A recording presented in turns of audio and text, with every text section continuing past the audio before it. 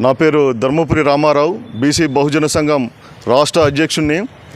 ఈరోజు అభ్యుదయ పార్టీలు, విప్లవ పార్టీలు, బీసీ సంఘాలు, ప్రజా సంఘాల తరపున తెలంగాణ రాష్ట్ర వ్యాప్తంగా బంద్ను పాటించాము. అగ్రకుల వర్ణాల పార్టీలు కూడా ఈ బంద్లో పాల్గొన్నాయి. టీఆర్ఎస్ అయితేంది, కాంగ్రెస్ అయితేంది, బీజేపీ అయితేంది. ఈ మూడు పార్టీలు బీసీ వాదంతో ఒక రాజకీయ జూదాన్ని ప్లే చేస్తున్నాయి. ఇది మనం గమనించలేకపోతున్నాం. ఒకప్పుడు ఎన్టీ రామారావు 44% బీసీ రిజర్వేషన్ అని అరచేతుల వైకుంఠం చూపించి హైకోర్టులో కొట్టివేసినాక అది ఫెయిల్ అయింది. అప్పటి నుంచి మనం మోసపోతూనే ఉన్నాం. ఆ తర్వాత కేసీఆర్ గారు కూడా ఎస్సీ ఎస్టీలకు రిజర్వేషన్ పెంచుతామని చెప్పేసి ఆయన కూడా హైకోర్టులో కొట్టివేసినాక అప్పుడు కూడా మోసపోయినాం. ఇప్పుడేమో రేవంత్ రెడ్డి కాంగ్రెస్ 42% బీసీలకు రిజర్వేషన్ అని చెప్పేసి ఇప్పుడు మనం మోసపోయినాం. అంటే ఎస్సీలు మోసపోయిన్లు, ఎస్టీలు, బీసీలు మోసపోయిన్లు. ఇంకా అన్నిటికన్నా విచిత్రం ఏంటంటే కేంద్ర ప్రభుత్వం ఈడబ్ల్యూఎస్ పెట్టి, ఈడబ్ల్యూఎస్ అని వద్దు, అది పేదరికం కాదు, అది కేవలం అప్పర్ క్యాస్ట్ అగ్రకులాలకు ఇచ్చిన రిజర్వేషన్. ఎస్సీలకు రిజర్వేషన్ ఉన్నది వాళ్ళకి తగ్గట్టు, ఎస్టీలకు రిజర్వేషన్ ఉన్నది వాళ్ళకి తగ్గట్టు, ఇప్పుడు అగ్రకులాలకు కూడా రిజర్వేషన్ ఉన్నది వాళ్ళకి తగ్గట్టు. కానీ బీసీలకు 56% ఉన్న బీసీలకు మాత్రం కేవలం 27% ఉన్నది రిజర్వేషన్. 42% రిజర్వేషన్ కొరకు మనం ఎంత ప్రయత్నం చేసినా కూడా దాన్ని అసలే కానియడం లేదు. ఎందుకంటే వాళ్ళ రాజకీయ జూదంలో మనం సమిధమైపోతున్నాం. కాంగ్రెస్ రేవంత్ రెడ్డి ఏమంటాడు, ఆయన అధికారంలో వస్తుడో రాడో అన్న భయానికి 42% రిజర్వేషన్లు ప్రకటించిండు. ఆ తర్వాత బీజేపీ పార్టీ ఏం ప్రకటించింది, బీసీ ముఖ్యమంత్రి అని మనల్ని ప్రలోభ పెట్టింది. ఇవన్నీ ప్రలోభాలే. బీసీలకు ఏదో వాళ్ళు చేయాలని వాళ్ళ అధికారం కోసమే చేసింది తప్ప బీసీలకు ప్రయోజనం చేయాలని మాత్రం కాదు. సరే, ఏది ఏమైనా ఒక బిల్లు ఒక చట్ట రూపం దాల్చాలంటే కేంద్ర ప్రభుత్వ పార్లమెంటు పద్ధతిలో మాత్రమే జరుగుతుందని మన శ్రీకాంతాచారి సుప్రీంకోర్టు న్యాయవాది గారు చెప్పిండ్రు. కనుక ఇప్పుడు ఇది కేవలం ఎంపీల ద్వారా, తెలంగాణలో ఉన్న 17 మంది ఎంపీల ద్వారానే సాధ్యమవుతుంది. ఈ ఎంపీలు ఈ దీపావళి పండుగ అయిపోయిన తర్వాత నుంచి ఢిల్లీలోనే ఉండాలి. ఢిల్లీలో ఉండి కేంద్రం మెడలు వంచి ఆ కాంగ్రెస్కు సంబంధించిన 8 మంది ఎంపీలు, బీజేపీకి సంబంధించిన 8 మంది ఎంపీలు, ఒకడున్నాడు ఎంఐఎం పార్టీ ఎంపీ, వీళ్ళన్నీ అగ్రకులాల ఎంపీలే. వీళ్ళు మా బీసీలకు ప్రయోజనం చేసేటోళ్ళు కాదు. ఈ 17 మంది ఎంపీలు తెలంగాణలో ఉండకుండా ఢిల్లీలోనే ఉండి 42% రిజర్వేషన్ కొరకు కొట్లాడాలి. ఇకపోతే ముస్లింలకు రిజర్వేషన్ ఇచ్చిళ్ళు కనుకనే ఇప్పుడు బీసీ బిల్లును అడ్డుకున్నామని రామచంద్రరావు గారు చెప్తాను, బీజేపీ లీడరు. ఆయన ఎందుకు చెప్తానో అర్థమవుతుంది. ఇప్పుడు ఈడబ్ల్యూఎస్లా కేంద్ర ప్రభుత్వం ప్రవేశపెట్టిన ఈడబ్ల్యూఎస్లా ముస్లింలకు వాటా ఉన్నది కదా, సయ్యద్ షేకులు వచ్చింది కదా. మళ్ళీ అలాంటప్పుడు బీసీలలో దుదేకులు, ఫకీరులు, దఫాలీలు, మోచీలు వీళ్ళకు ఉంటే నష్టమే ఉన్నది. ఎస్సీ రిజర్వేషన్లలో కూడా వాళ్ళకు ఉన్నది, ముస్లింలకు ఉన్నది. ఇప్పుడు బీసీ రిజర్వేషన్ వీలైనంత ఎక్కువగా పెంచి బౌద్ధులకు, సిక్కులకు, జైనులకు వాళ్ళను కూడా రిజర్వేషన్ కల్పించాలి. వాళ్ళు కూడా భారతీయ పౌరులే కదా. సరే, ఏది ఏమైనా తెలంగాణ ఎంపీలు దీపావళి పండుగ తర్వాత తెలంగాణలో ఉండొద్దు. ఒకవేళ ఉంటే వాళ్ళ రాజకీయ గుండెల్లో గుణపం దింపుతాం మేము. పార్టీలకు అతీతంగా బీసీలమందరం ఏకమైతానం. బీసీ సంఘాల, ప్రజా సంఘాల, విప్లవ సంఘాల, విప్లవ పార్టీల నాయకత్వంలో ఈ అగ్రకుల వర్ణాల పార్టీల ఎంపీల గుండెల్లో రాజకీయంగా గుణపం దింపి వాళ్ళని సమాధి చేస్తాం. జై బీసీ, జై హింద్.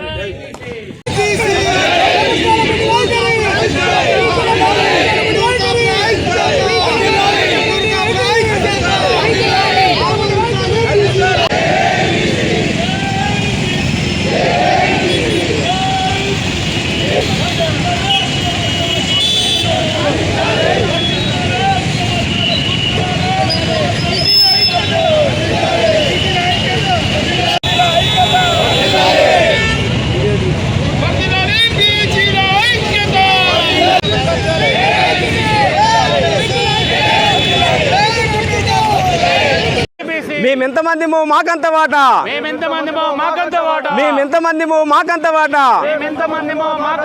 మా ఎన్ని ఓట్లు మాకన్ని సీట్లు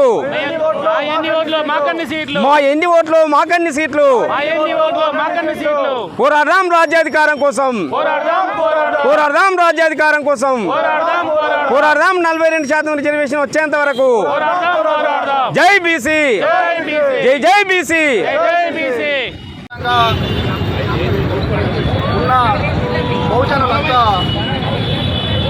రోడ్ల మీదకి వచ్చి మాకు జరుగుతున్నటువంటి అన్యాయాన్ని ఎండగడుతూ రోడ్లు ఎక్కాల్సినటువంటి పరిస్థితి మాకు దాపురించిందంటే ఈ పరిస్థితి కారణం ఏలుతున్నటువంటి పార్టీలేనని ప్రభుత్వాలేనని ఈ సభాముఖంగా మేము విన్నవిస్తూ ఉన్నాం, తెలియజేస్తూ ఉన్నాం, హెచ్చరిస్తూ ఉన్నాం.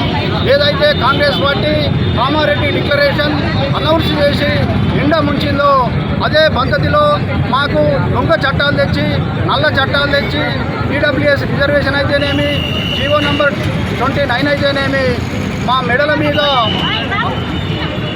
ఒక కత్తులుగా తయారు చేసి బీసీల మెడలు మోస్తూ ఉన్నాయని ఈ ధర్నా సందర్భంగా విన్నవించుకుంటా ఉన్నాం.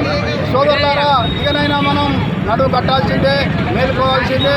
కామారెడ్డి డిక్లరేషన్ ఇచ్చినట్టే ఇచ్చి మళ్ళా వెనక్కి తగ్గడానికి వాళ్ళే డిక్లరేషన్ ఇచ్చి, కాంగ్రెస్ పార్టీ డిక్లరేషన్ ఇచ్చి వాళ్ళే రెడ్డిలతోటి ఉల్టా కేసులు వేయించి దీన్ని సుప్రీంకోర్టు వరకు లాక్కెళ్ళి కోర్టులలో ఎట్లాగో మాకు న్యాయం జరగదని అన్ని విషయాలు తెలుసుకొని బీసీలను నిండబుస్తూ ఉన్నారు.